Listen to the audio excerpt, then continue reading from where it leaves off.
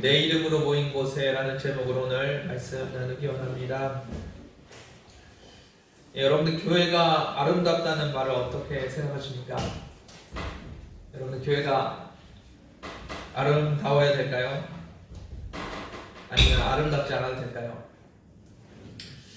교회의 주인 되신 예수님께서 예수님을 함께 섬기는 몸된 교회가 아름다워야 되는 것이 사실입니다. 여러분들의 교회, 저희 교회가 주님 안에서 아름다운 교회가 되길 원합니다. 그런데 실제 우리가 다니는 교회가 진짜로 아름다울까요? 여러분들이 다니는 교회가 어떠십니까? 어떻게 느껴지십니까? 교회는 태생적으로 아름다울 수가 없는 공동체입니다. 왜냐하면 모두가 죄인들이기 때문입니다. 죄인들이 모여있는 공동체입니다. 그런데 그 공동체가 아름다워질 수 있다. 어떻게 보면은 모순적인 이야기고 말이 안 되는 이야기인 것 같습니다. 하나님과 상관없이 살던 죄인들이 예수님을 영접한 이후로 죄사함을 받았다고 하면서 같이 모여 있습니다. 그것이 교회입니다. 그런데 안타까운 것은 죄사함을 받았다고 하지만 실제로 죄인의 습성을 그대로 가지고 있는 사람들이 많이 있습니다. 여전히 욕심이 많고 여전히 이기심이 많고 여전히 정욕이 가득한 모습으로 교회 안에 모여 있습니다. 그래서 교회가 아름답다는 말은 말이 될 수도 있고 안 될 수도 있는 것 같습니다. 그래도 자신이 죄인인 것을 아는 사람들은 겸손하게 엎드려서 주님의 은혜를 구합니다. 그런데 많은 그리스도인들이 자신이 용서받았다고 생각하면서 자기가 죄가 없다는 그런 교만한 모습으로 다른 사람들을 정죄하고 판단합니다. 다른 사람들의 잘못만을 바라보고 있고 그들을 정죄하면서 자신이 죄인의 습성을 그대로 가지고 있는 모습들을 많이 보게 됩니다. 내 기준으로 상대방을 비판하지만 오히려 그 기준을 가지고 자신을 비판한다면 자신에게도 분명히 그와 같은 죄가 있을 텐데 자신의 것은 생각하지 못하고 남의 것들만 비판하면서 살아갑니다. 그런 우리가 용서받았다는 명분을 가지고 다른 사람들을 판단하고 있기 때문에 교회는 아름다울 수가 없는 것 같습니다. 저는 어렸을 때부터 교회를 다녔는데 가장 이해 안 되는 모습이 어떤 모습이냐면 교회에 다니는 사람들이 왜 그렇게 상처를 많이 받는지 참 신기합니다. 주님과 함께하고 주님이 나의 모든 것 되신다고 하는데 상처를 제일 많이 받는 사람들이 교회 다니는 사람들인 것 같습니다. 사회에서, 직장에서는 그런 정도의 일 가지고는 상처를 안 받습니다. 그런데 신기하게 교회에서는 말만 하면은 상처받았다고, 시험에 들었다고 이야기합니다. 아마 자기는 주님의 은혜로 사는 사람이고 다른 사람들은 온전한 그리스도인이 되기를 기대하기 때문이 아닌가 생각해 봅니다. 자기의 잘못은 인간적으로 그럴 수도 있는 잘못이고 실수고 상황이 어쩔 수 없는 상황이었지만 상대는 언제나 온전한 그리스도인의 모습으로 살기를 기대하고 있기 때문에 그런 이중적인 기준을 가지고 있기 때문에 상처를 많이 받지 않나 생각해 봅니다. 하나님께서는 오늘 우리에게 아름다운 교회의 모습을 가르쳐 주기 원하십니다. 처음에 말씀드린 것처럼 교회는 아름다워야 됩니다. 예수 그리스도께서 주인 되신 그 아름다운 모습이 교회 안에 드러나야 합니다. 그런 교회가 어떤 교회가 그런 교회가 되는지 오늘 말씀 통해서 함께 나누길 원합니다. 18절 말씀 같이 읽겠습니다. 18절 함께 읽겠습니다. 시작.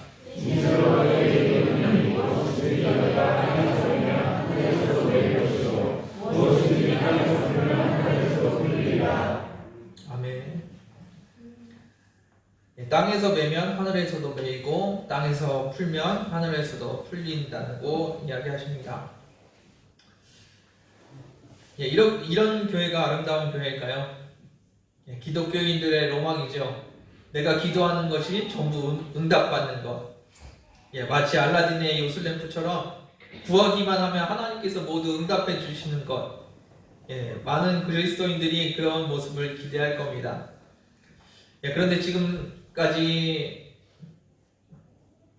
성경에서 이야기했던 이야기, 그동안 주님이 주인 되셔야 한다고 말씀드렸던 그 이야기와는 조금 다른 흐름인 것 같습니다.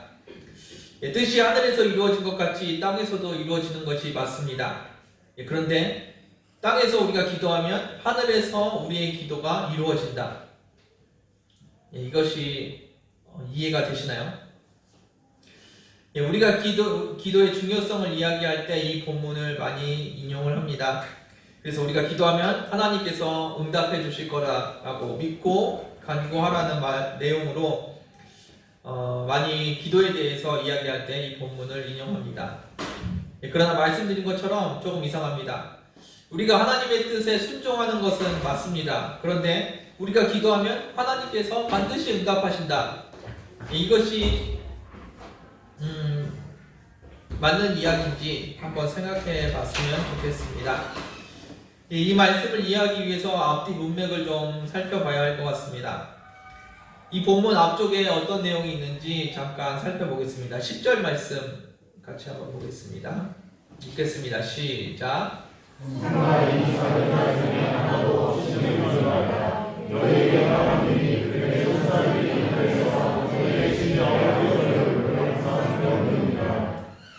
이 작은 자 중에 하나도 업신여기지 말라고 이야기합니다. 가난하고 볼품없고 힘들어하고 세상 나의 도움이 필요한 그 사람들 중에 하나라도 업신여기지 말라고 하십니다. 12절 말씀 보겠습니다. 읽겠습니다. 시작.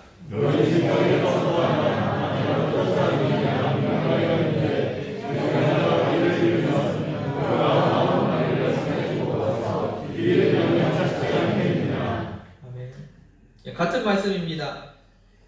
양 100마리가 있는데 그 중에 한 마리를 잃어버리면 그 한 마리를 버리는 것이 아니라 99마리를 길에 두고 가서 찾는다고 말씀하십니다. 그리고 바로 이 오늘 본문 앞에 15절에는 어떤 이야기가 있냐면요. 15절 같이 읽겠습니다. 시작.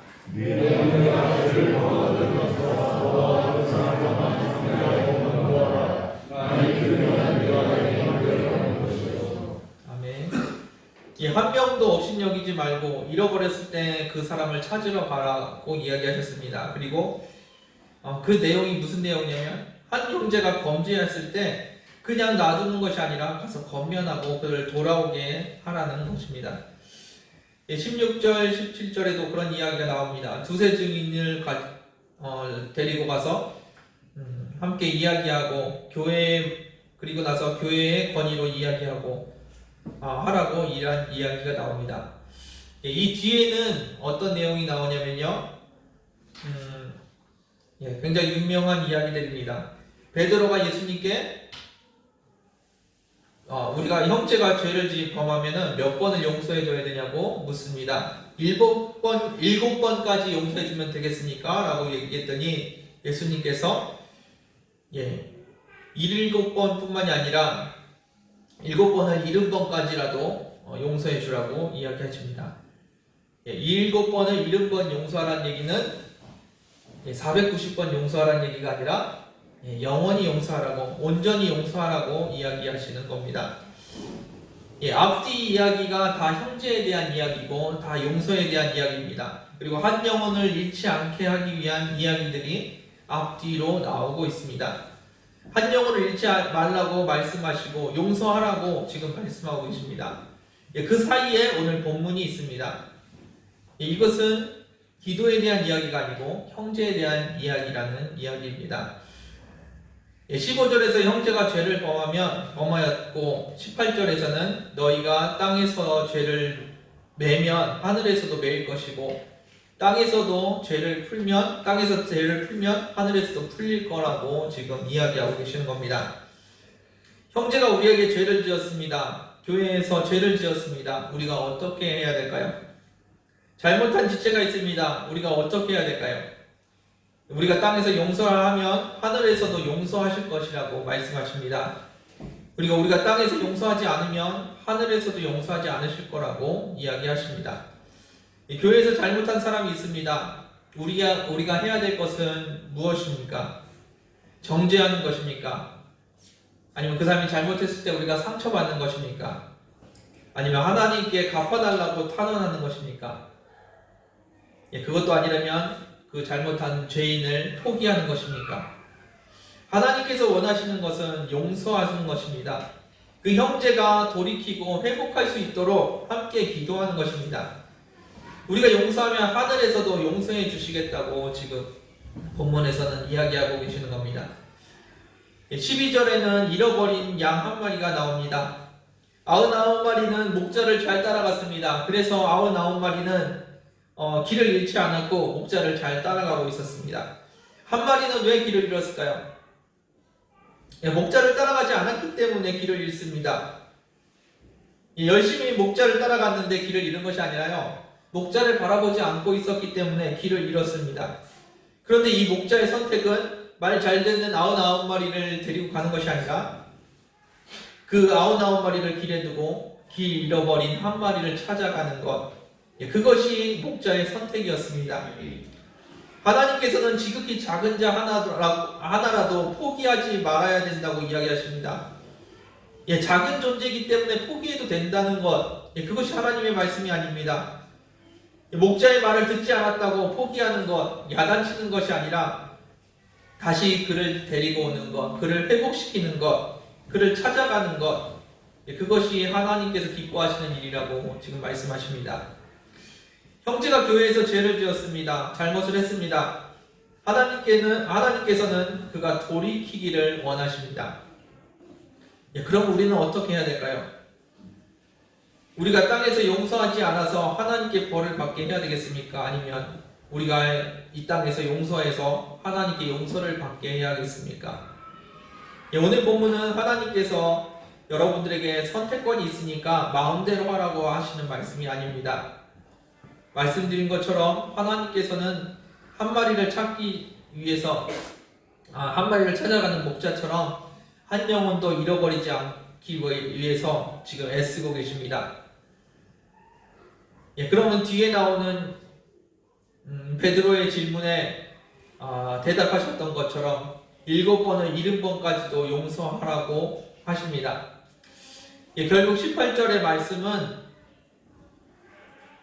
너에게 선택권이 있으니까 용서를 하든지 말든지 마음대로 하라는 말이 아니라 반드시 우리가 그를 품어야 된다고 이야기하시는 겁니다. 너희가 용서하고 싶으면 하라는 것이 아니라 하나님께서는 그를 살리고 싶으시니까 그를 반드시 용서하라고 지금 우리에게 이야기하십니다. 하나님께서 우리에게 그 사람조차도 사랑하라고 이야기하고 계시는 겁니다. 15절에서 17절 말씀 같이 한번 보기 원합니다. 15절에서 17절 말씀 읽어보겠습니다. 시작. 내 형제와 죄를 범하여서 너와 그 사람과 상대하여 범하라. 만일 그러면 내가 내 형제를 얻는 것이요, 만일 그렇지 않거든 한 사람을 데리고 와서 두세 주인의 입으로 만나가 상하여라. 만일 그의 말을 듣지 않거든 교회에서 말하고 그의 말을 듣지 않거든 이방인과 세리와 같이 되리라. 아멘. 형제가 범죄하거든 너는 가서 권면하라고 말씀하십니다. 그리고 그 다음에는 두세 증인과 함께 가서 이야기하라고 합니다. 그리고 그 다음에는 교회의 권위로 이야기하라고 말씀하십니다. 그리고 그 다음은 이방인과 세리와 같이 출교하라고 말씀하십니다. 이 이야기는 출교의 과정을 설명하는 것이 아닙니다. 이 이야기의 주제는 출교가 아닙니다. 이 이야기는 먼저 교회 안에 죄가 있어서는 안 된다는 것을 이야기하십니다. 주님의 몸된 교회 안에 몸된 교회가 주님과 같이 거룩한 모습으로 서 있어야 된다고 이야기하는 겁니다. 그리고 둘째는 함부로 사람을 정죄하고 판단하지 말고 함부로 사람을 포기하지 말라는 것을 이야기하고 계십니다. 저 사람이 잘못했으니까 저 사람을 내버리라는 얘기가 아니라 저 사람이 돌이킬 수 있도록 우리가 최선을 다해야 된다는 이야기입니다. 예수님께서는 지금 출교에 대한 이야기를 하시는 것이 아닙니다. 정죄하는 방법을 가르쳐 주시는 것이 아닙니다. 그 사람을 잃지 않기 위한 방법을 이야기하고 계십니다. 교회 안에서 죄 지은 사람을 사랑하는 방법을 예수님께서는 이야기하고 계십니다. 우리가 이 땅에서 용서하면 하늘에서도 용서를 받고, 우리가 이 땅에서 용서하지 않으면 하늘에서도 용서를 받지 못합니다. 그러니까 용서를 하라는 말씀을 지금 하고 계시다는 겁니다. 18절 말씀은 우리가 필요로 하는 것, 우리가 원하는 것이 있을 때 그때 그것을 위해서 기도하면 하늘에서 응답하시겠다는 이야기가 아닙니다. 우리가 이 땅에서 용서하면 하늘에서도 용서해 주실 것이라는 이야기입니다. 그리고 용서를 할 것인지 말 것인지 우리가 선택하라는 말씀이 아닙니다. 우리가 용서하지 않으면 하늘에서도 용서를 받지 못하기 때문에 이 땅에서 용서를 해주라는 이야기입니다. 하나님께서는 지금 사랑을 말씀하고 계십니다. 하나님께서 원하시는 것은 용서하는 것이고 사랑하는 것입니다. 그를 나의 욕구를 채우기 위해서, 나의 필요를 채우기 위해서 기도하라는 것이 아니라, 잃어버린 형제, 죄지은 그를 위해서 우리가 비난하는 것이 아니라 용서하고 사랑해야 될 것을 이야기하고 계십니다. 19절 말씀 계속 보시겠습니다. 읽겠습니다. 시작. 이제로 다시 너희에게 이르노니 너희 중에 그 사람이 땅에서 합심하여 무엇을 기도하면 하나님의 계신 너희 아버지께서 그를 위하여 준비하시리라. 아멘. 18절에서 예수님께서는 진실로 우리의 기도, 우리의 용서의 기도가 하늘에서도 이루어진다고 말씀하고 계십니다. 그리고 19절에서 다시 한번 말씀하십니다. 19절의 말씀도 18절의 말씀과 같이 용서하고 사랑하라는 말씀입니다. 이 구절 역시 우리는 중보기도의 중요성에 대해서 이야기하면서 두 사람이 합심해서 기도하면 하나님께서 이루신다는 내용으로 들었을 겁니다. 말씀드린 것처럼 하나님은 요술램프의 요정이 아니십니다. 하나님은 우주의 주인이시고 우리의 왕이십니다. 2명이 기도하던 100명이 기도하던 우리가 하나님을 마음대로 부를 수 있는 것이 아닙니다. 우리가 원하는 대로 구한다고 해서 하나님께서 움직이시는 것이 아닙니다. 여기서 나오는 2명은 16절에 나오는 두세 증인을 의미한다는 견해가 많이 있습니다. 형제의 죄를 목격한 2명 이상의 그 사람들이 그를 고발하고 정죄하는 것이 아니라 그 형제를 사랑하고 그 형제를 용서하고 그 형제를 위해서 함께 모여 중보하라는 이야기입니다. 형제의 죄를 목격한 사람이 그를 정죄하는 것이 아니라 그 형제를 위해서 합심해서 중보하라는 말씀을 지금 하고 계십니다. 그를 돌이키게 하기 위해서, 그를 잃지 않기 위해서 우리가 무엇이든지 구하면 하나님께서 들으시겠다고 지금 말씀하십니다. 여러분들은 어떠십니까? 형제의 잘못을 보고 어떻게 하겠습니까? 형제의 잘못을 보며 그것을 잘못이라고 이성적이고 객관적으로 지적하지 않으셨나요? 다른 사람들과 같이 그 사람의 이야기를 하면서 분명히 객관적이고 이성적으로 지적하고 이야기하셨을 겁니다. 그리고 아마 여러분들이 객관적으로 지적한 그 내용들은 아마 다 옳은 내용들이었을 겁니다. 그런데 하나님께서는 객관적으로, 이성적으로, 합리적으로 지적하라고 하지 않으십니다. 나에게 무엇이든지 구해보라고 이야기하십니다. 그 형제를 돌이키게 하기 위해서, 그 형제를 살리기 위해서 나에게 무엇이든지 한번 구해보라고 이야기하신다는 겁니다. 우리의 판단과 지적이 아무리 객관적으로 옳을지라도 우리의 행동은 이미 하나님 앞에서 틀린 모습일지도 모르겠습니다. 우리가 한 것이 그 사람을 향한 지적이 전부였다면 우리의 행동은 이미 잘못된 행동일지도 모르겠습니다. 하나님께서는 우리에게 구하라고 말씀하십니다. 두세 사람이 합심해서 구하라고 말씀하십니다.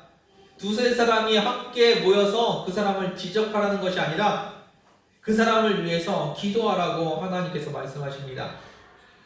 잘못한 사람이 있습니다. 그 사람이 잘못한 것이 눈에 보입니다. 그리고 그것이 잘못됐다는 것이 객관적으로 사실입니다. 그런데 하나님께서 원하시는 것은 그 잘못됐다는 것을 지적하라는 것이 아닙니다. 두세 사람이 모여서 그 사람을 위해서 함께 기도하라는 것입니다. 그것이 하나님의 마음이고 하나님의 기도입니다.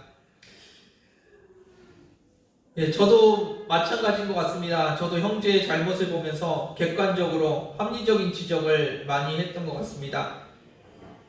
그리고 마무리는 어떻게 하냐면 그 사람이 그러면 안 되는데 하면서 안타까워하는 걸로 마무리를 합니다. 그런데 그것을 보며 진짜 사랑하는 마음으로 기도하지는 않았던 것 같습니다. 형제의 잘못을 보고 비난하거나 공격할 의도로 그것을 그렇게 합리적인 지적을 한 것이 아닙니다. 그저 안타까운 마음으로 그렇게 하지 않았으면 하는 마음으로 그 형제를 걱정해주면서 그런 이야기들을 했던 것 같습니다. 악한 마음은 아니었습니다. 그런데 하나님께서 원하시는 것은 악한 마음이 아닐지라도 합리적으로 지적한 것일지라도 하나님께서 원하시는 것은 그런 것이 아니었던 것 같습니다. 하나님께서는 내가 들어줄 테니까 나한테 기도를 한번 해봐라. 그 형제를 위해서 나에게 기도를 좀 해봐라 라고 지금 하나님께서 말씀하고 계십니다. 예수님의 말씀도 순종하는 것이 쉽지는 않을 겁니다. 이런 예수님의 말씀이 순종하는 것이 쉽지 않습니다. 내가 객관적이고 합리적으로 지적하는 사람은 대부분 나랑 안 친한 사람, 내가 잘 모르는 사람, 그리고 내가 싫어하는 사람일 경우가 많이 있습니다. 내가 좋아하는 사람들은 주관적으로 변호를 해주죠. 그리고 내가 좋아하지 않는 사람들은 객관적으로 비판을 합니다. 그리고 마지막에 나는 악의로 뒤에서 이야기하는 것이 아니라고 하면서 안타까워하고 걱정해주는 척합니다. 그런데 그런데 하나님께서는 그렇게 걱정해주는 것이 아니라 그 사람을 위해서 합심해서 기도하라고 말씀하십니다. 너희 두세 사람이 함께 모여서 기도할 때 하나님께서 들어주시겠다고 이야기하십니다. 교회에는 죄인이 많습니다. 하나님께 은혜 받기를 원하고 교우들에게 사랑받기를 원합니다. 그래서 상처도 많이 받고 실망도 많이 합니다. 그렇기 때문에 우리는 객관적으로 잘못을 지적하는 경우가 많이 있습니다. 그런 교회에서 하나님께서 원하시는 모습은 무엇이든지 구하라는 것입니다. 잘못한 그 사람을 사랑하는 마음으로 그 사람을 잃지 않기 위해서 무엇이든지 구하라는 겁니다. 그 사람을 돌이키게 하기 위해서 기도하라고 말씀하십니다. 생명을 살리기 위해서, 형제를 살리기 위해서 기도하라고, 너희 두세 사람이 함께 기도하라고 지금 말씀하고 계십니다. 20절 말씀 같이 보겠습니다. 20절입니다. 읽겠습니다. 시작. 두세 사람이 내 이름으로 모인 곳에는 나도 그 중에 있느니라. 두세 사람이 주님의 이름으로 모여서 무엇을 해야 할까요? 형제의 죄를 파헤치고 지적하고 정죄하는 것, 그것이 주님의 이름으로 모인 형제들이 해야 되는 일일까요? 우리는 두세 사람이 모이면 남 이야기를 합니다. 남이 어땠고 저땠고 그 사람이 잘했는지 못했는지 평가를 합니다. 그리고 두세 사람이 모여서 우리는 무엇을 먹을까, 무엇을 마실까, 뭐하고 놀까 이야기를 합니다. 이런 모습은 그냥 모인 모습입니다. 세상 사람들도 이와 같은 모습으로 모여서 이야기들을 합니다. 우리가 주님의 이름으로 모였다고 하면은, 그곳에 주님이 계시다고 하면 그렇게 세상 사람들처럼 모이면 안 되겠죠. 주님의 이름으로 모여서 사랑하시길 바랍니다. 함께 모여서 떡을 떼고 함께 기쁨을 나누고 서로 사랑하십시오. 주님의 이름으로 서로 기도하고 서로 중보하십시오. 그리고 형제의 잘못을 보며 사랑하시고 그를 위해서 중보하는 저와 여러분들 되기 원합니다. 형제를 위해서 주님께 용서와 인도하심을 구하기 바랍니다. 그것이 주님께서 원하시는 우리의 모습입니다. 이런 말씀을 드리면 반응이 극단적으로 나오는 경우가 있는 것 같습니다. 어떤 부류는 그러면 모여서 성경 공부하고 기도하자고 이야기합니다. 다른 부류는 모이면 안 좋은 소리라 하니까 아예 모이질 말자고 이야기하기도 합니다. 그렇게 안 하셔도 됩니다. 편하게 모이셔서 함께 이야기하시고 함께 마음을 나누십시오. 같이 식사하셔도 되고 같이 차를 마시셔도 됩니다. 물론 지금 코로나 기간이기 때문에 주의하셔야 될 것 같습니다. 그러나 마음에 더욱 사랑하는 마음이 있기를 원합니다. 하나님의 일을 한다고 해서 너무 거룩하게 사는 것, 그것을 원하시는 것이 아닙니다. 그리고 우리가 실수할까봐 모이지 않는 것을 이야기하시는 것이 아닙니다. 함께 모여서 사랑하라고 말씀하십니다. 마음을 더욱 나누고 그들을 위해서 더 사랑하는 저와 여러분들 되기 원합니다. 형제의 죄를 지적할 때 그 마음에는 반드시 사랑이 있어야 합니다. 그리고 그를 위한 기도함이 있어야 될 줄 믿습니다. 그를 위해서 간구하지 않고 그를 살려달라고 주님 앞에 무릎 꿇지 않고 우리가 그 사람을 위해서 비판하고 잘못을 지적하고 있다면 과연 우리 안에 진정한 사랑이 있는지 한번 돌이켜 봐야 될 것입니다. 우리가 주님의 이름으로 모인 곳에 주님께서 그곳에 함께 하신다고 하십니다. 주님의 이름으로 우리가 모여서 무엇을 해야 될까요? 주님의 이름으로 사랑하는 저와 여러분들 되길 원합니다. 이 주님의 임재는 사랑하는 성도에게 주시는 하나님의 은혜입니다. 주님의 이름으로 모여서 함께 기도하는 그 모습 속에 하나님의 임재와 하나님의 은혜가 임하는 줄 믿습니다. 그리고 그곳에 하나님의 응답이 임할 것을 믿습니다. 그렇게 기도하는 여러분들의 모습 속에 하나님께서 축복해 주실 줄 믿습니다. 우리가 주님의 이름으로 하는 것, 주님의 이름으로 모여서 하는 것이 사랑이 되기를 원합니다. 주님의 이름으로 모여서 세상 사람들처럼 비난하고 뒷이야기하고 그리고 남을 험담하는 것, 그것으로 끝나지 않기를 원합니다. 그 사람을 걱정해주는 마음이 있다면 진실한 기도를 주님 앞에 드려보십시오. 여러분들의 기도가 생명의 역사가 되어 응답될 줄 믿습니다. 말씀을 마무리하겠습니다. 하나님께서는 한 영혼도 잃지 않기를 원하십니다. 그 영혼이 죄를 지었다고 나와 생각이 다르다고 포기하는 것을 하나님께서는 원하지 않으십니다. 우리가 주님의 이름으로 모여서 주님의 이름으로 사랑하기를 원합니다. 교회는 아름다울 수가 없는 곳입니다. 왜냐하면 말씀드렸던 것처럼 모두가 죄인이기 때문입니다. 그리고 우리 안에 죄인의 습성이 그대로 남아있기 때문에 우리의 교회는 아름다울 수가 없습니다. 우리는 객관적이고 합리적인 이성이 우리의 객관적이고 합리적인 이성이 우리의 교회를 아름답게 할 수 없습니다. 그리고 우리가 법을 만들어서 이것은 되고 이것은 안 된다고 정한다고 교회가 아름다워지는 것은 아닐 겁니다. 율법으로 성도의 삶을 규제한다고 해서 교회가 아름다워지는 것은 아닐 겁니다. 교회는 예수님께서 주인이 되셔야 합니다. 그리고 예수님께서 주인 되셔서 예수님의 이름으로 우리가 사랑하고 있을 때 그때 교회는 아름다워지는 것입니다. 하나님께서 원하시는 모습은 그런 모습입니다. 세상 사람들처럼 이치에 맞고 합리적으로 정죄하는 것이 아니라 그 죄인까지도 품을 수 있는 저와 여러분들 되기를 원합니다. 물론 주님의 이름으로 사랑하는 것이 교회 안에서 죄를 허용하는 것이 되어서는 안 될 겁니다. 형제를 잃지 않기 위해서 최선을 다하라는 말씀과 함께 듣지 않거든 이방인과 세리와 같이 여기라는 말씀도 있었습니다. 하나님의 교회 안에 죄를 용인하는 것, 그것을 말씀하시는 것은 아닌 것 같습니다. 그것이 아니라 죄인을 쉽게 포기하지 말라는 말씀입니다. 나와 맞는 사람을 사랑하고 나와 친한 사람을 사랑하는 것이 교회가 아닙니다. 그런 것은 세상에도 많이 있습니다. 그런 교회는 결코 아름다운 교회라고 말할 수 없을 겁니다. 하나님께서 말씀하시는 것은 형제를 사랑하는 교회입니다.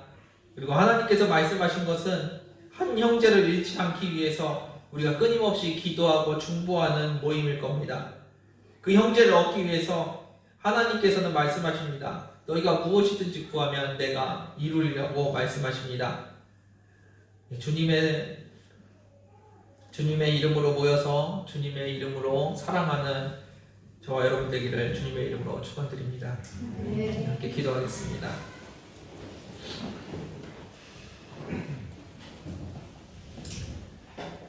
주님 감사합니다. 우리가 주님의 마음을 알게 하여 주시고 주님을 더 사랑하게 하여 주옵소서. 우리가 날마다 주님을 알게 하여 주시고 주님의 마음을 품게 하여 주옵소서.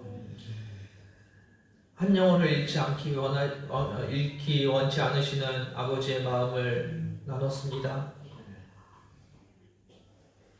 우리는 모여서 남의 이야기하는 것을 즐거워하고 그곳에서 기쁨을 누릴 때가 많이 있습니다. 그러나 이 시간에 그 모든 것들을 회개하며 다시 한번 주님 앞에 돌이킵니다. 형제의 잘못을 보며 함께 안타까워하고 함께 중보하는 저희들 되게 하여 주옵소서. 그 형제를 위해서 기도할 때 하나님께서 응답하신다고 하셨습니다. 우리가 기도할 때 하나님께서 응답하여 주시고 이 땅에 주님의 은혜와 주님의 사랑이 가득하게 하여 주옵소서. 우리의 마음속에 예수 그리스도의 사랑이 넘치게 하여 주시고 그 사랑이 넘치는 저희 교회 되게 하여 주옵소서. 한 명 한 명을 더 품을 수 있게 하여 주시고 한 명 한 명을 더 끌어안을 수 있는 저희들 되게 하여 주옵소서. 나와 마음이 다르다고 생각이 다르다고 미워하는 자들이 되지 않게 하여 주시고 그 한 명 한 명이 주님의 자녀이며 우리의 형제임을 기억할 수 있게 은혜 허락하여 주옵소서. 이 시간에 다시 한번 간구합니다. 주님 우리 안에 거하시고 우리 안에 역사하셔서 주님의 마음으로 형제를 사랑하는 저희 교회 되게 하여 주옵소서. 인도하시면 감사드리며 예수님의 이름으로 기도드렸습니다. 함께 찬양하며 기도하기 원합니다.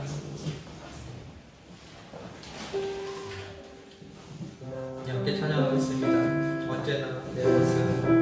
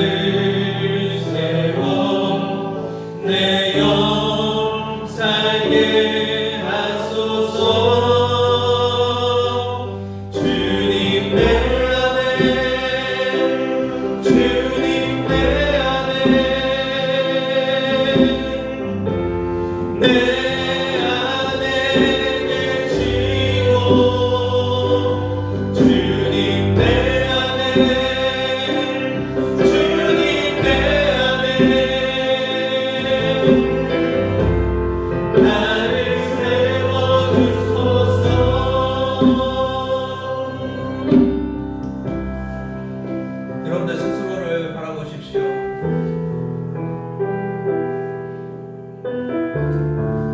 주님을 사랑한다고 하고 형제를 사랑한다고 하면서 우리가 얼마나 형제를 위해서 기도하며 살았는지, 얼마나 중보하며 살았는지,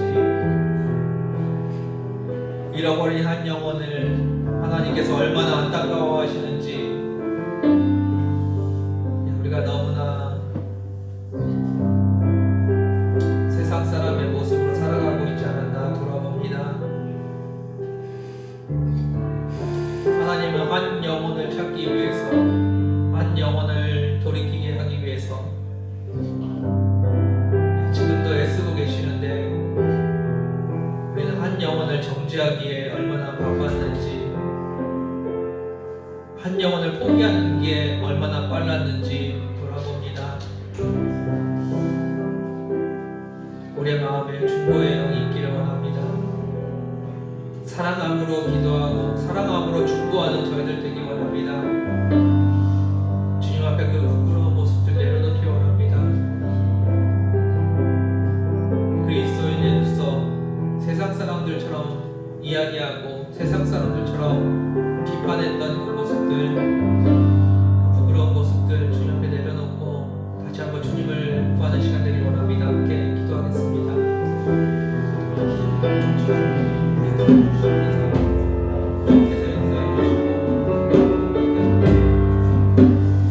아버지들을 위해서 기도하지 못했다는 것을 주님 앞에 내려놓습니다. 아버지의 부끄러운 모습을 주님 앞에 내려놓습니다.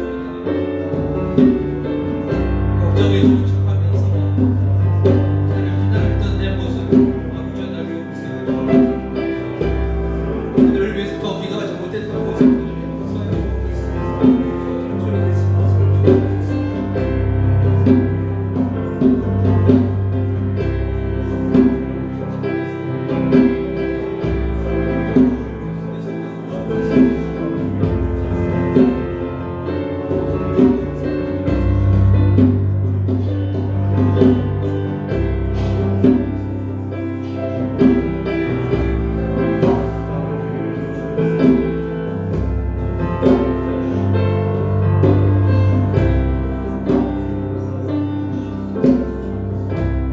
언제나 내 모습 너무나 부끄러워 무릎으로 주님께 기도로 가오니 나 홀로 서 있네. 죽은 내 옆에 우사 주님만 나를 세워 내 영 살게 하소서. 주님 내 안에 주님 내 안에 내 안에 계시며 주님 내 안에 주님 내 안에 나를 세워주소서. 주님 내 안에 주님 내 안에 주님 내 안에 내 안에 계시고 주님 내 안에 주님 내 안에 나를 세워주소서. 주님 내 안에 주님 내 안에 주님 내 안에 내 안에 계시고 주님 내 안에 주님 내 안에 나를 세워주소서. 다시 한번 기도하기 원합니다. 주님께서 우리 안에 거하십니다. 그 주님께서 우리 안에서 일하시도록 우리의 삶을 내어드리기 원합니다. 하나님께서 우리 안에서 살아가시도록, 하나님께서 우리 안에서 이 땅을 축복하시도록, 하나님께서 우리 안에서 형제를 내 몸과 같이 사랑하시도록 아버지 우리의 삶을 내어드리기 원합니다. 주님께서 내 안에서 일하여 달라고,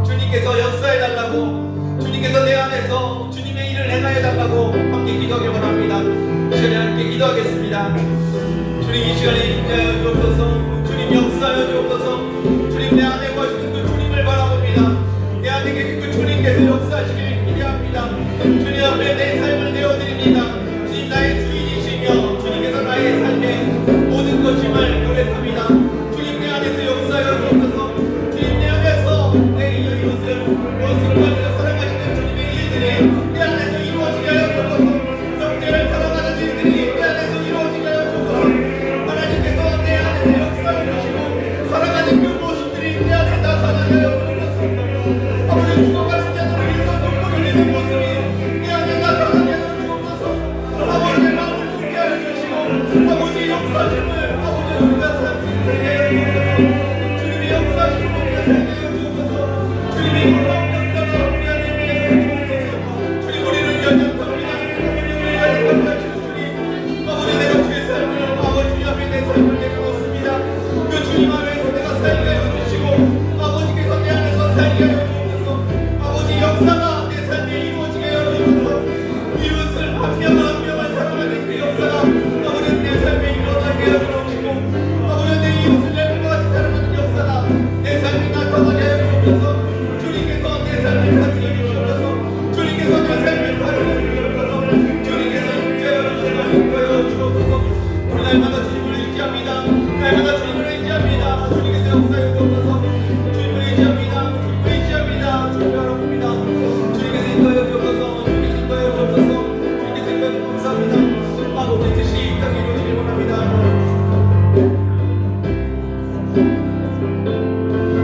주님 내 안에 주님 내 안에 내 안에 계시고 주님 내 안에 주님 내 안에 나를 세워주소서. 주님 내 안에 주님 내 안에 주님 내 안에 내 안에 계시고 주님 내 안에 주님 내 안에 나를 세워주소서. 주님 내 안에 주님 내 안에 내 안에 계시고 주님 내 안에 주님 내 안에 나를 세워주소서.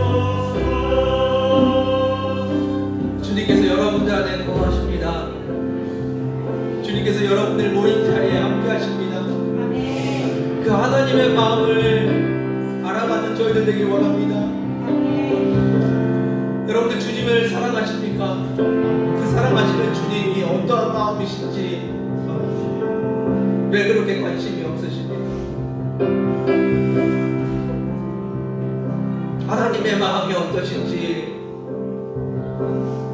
하나님 앞에서 엎드려서 내 것만을 구하며 내 것만을 이루어 달라고 기도하는 우리의 모습을 봅니다. 하나님의 마음에 좀 귀를 기울여 보십시오. 하나님의 마음이 어떠신지 한번 살펴보십시오.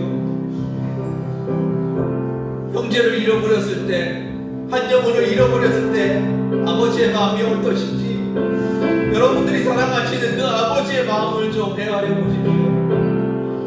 한 영혼을 살리기 위해서 예수님께서, 우리 주님께서 어떻게 하셨는지 그 아버지의 마음을 좀 살펴보십시오.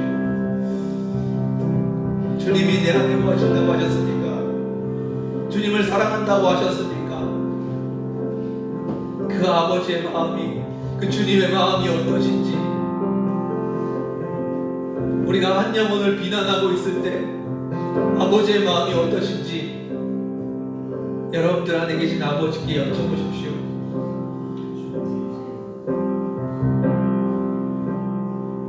한 영혼을 비판하고 있을 때 하나님께서 기뻐하시는지,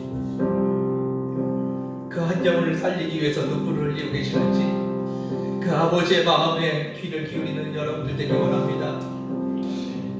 이 시간에 다시 한번 기도하실 때 아버지의 마음에 귀를 기울여 보십시오. 우리가 한 영혼을 정죄하고 있을 때 아버지의 마음이 어떠셨는지, 한 영혼을 잃어버렸는데 우리가 나 살겠다고 살고 있을 때 아버지의 마음이 어떠셨는지, 아버지의 마음을 여쭤보는 시간 되길 원합니다. 이 시간에 주님 앞에 다시 한번 나아가십시오.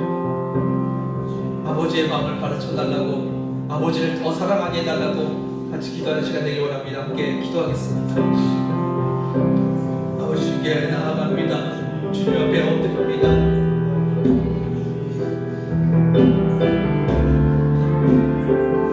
내 입술을 정죄하고 있을 때 아버지의 마음이 어떠셨는지 아버지 우리에게 가르쳐 주옵소서.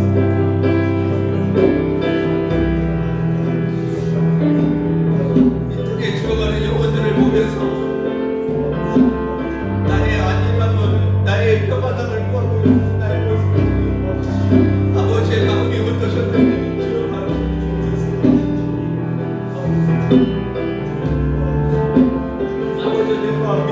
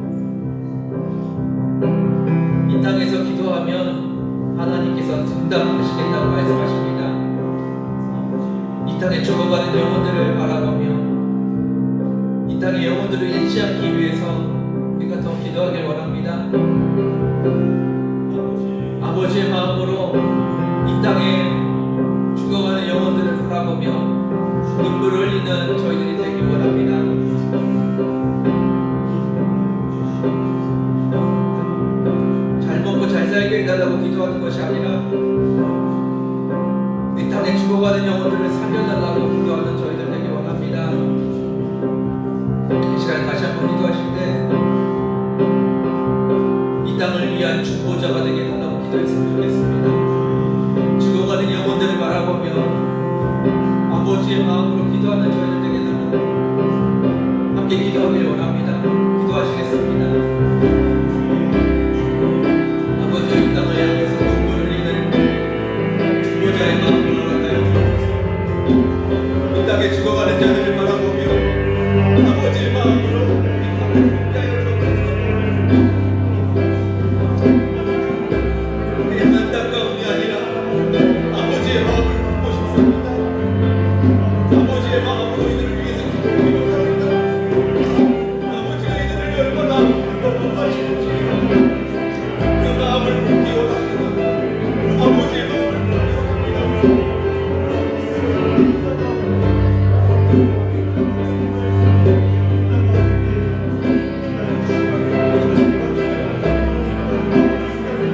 아버지를 이 땅을 살려주옵소서. 이 땅을 살려주옵소서. 아버지의 마음을 아버지의 땅을 아버지의 마음을 땅을 중보하는 너희들 되게 아버지 이 땅을 위해서 아버지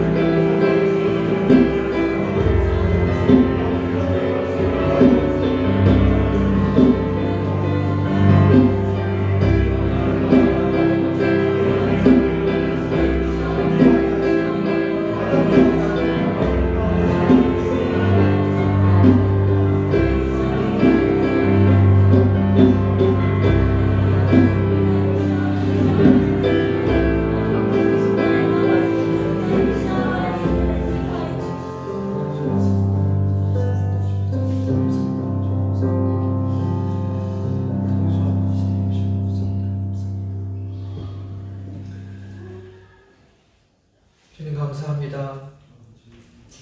아버지의 마음을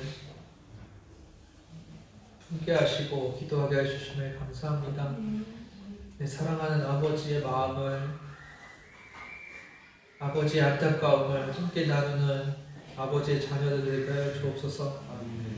이 땅을 바라보시며 잃어버린 한 영혼을 향하신 그 안타까움을, 아버지의 안타까움을 함께 나누는 저희들 되게 하여 주옵소서.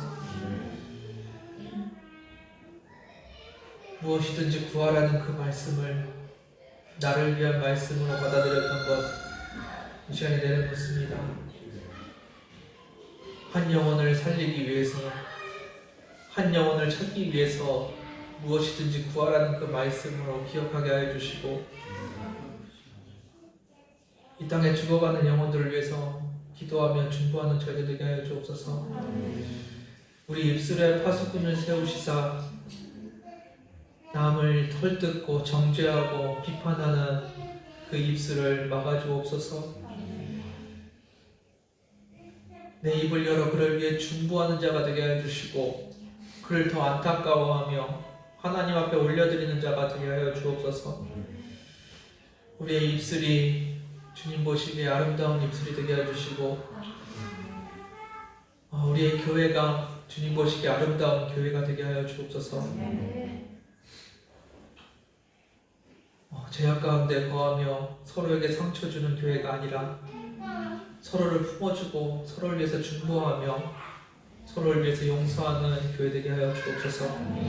주님 기뻐하시는 교회, 주님이 주인 되시는 교회 되게 하여 주시고 온 세상에 아름답게 빛나는 교회 되게 하여 주옵소서.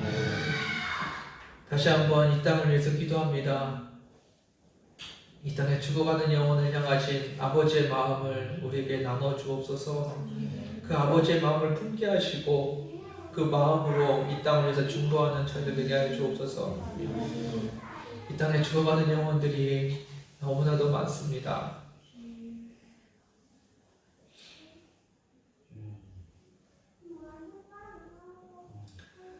그렇기 때문에 우리가 그냥 일반적으로 있는 일이라고 생각하지 않게 해주시고 매일매일 그 안타까움을 품게 하여 주옵소서.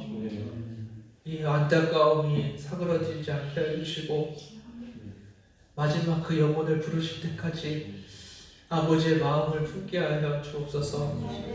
아버지께서 일하시는 동안 우리가 함께 기도하는 주님의 자녀 되게 하여 주시고 아버지와 함께 이 땅의 영혼을 회복하는 아버지의 일꾼들 되게 하여 주옵소서. 우리의 마음 가운데 아버지의 마음을 품기 원합니다. 아버지의 마음이 우리 안에 전해지도록 주 성령님께서 역사하여 주옵소서. 모든 삶 가운데 주님의 마음을 품고 살아가는 저희들 되길 원하오며 감사드리며 예수님의 이름으로 기도드렸습니다.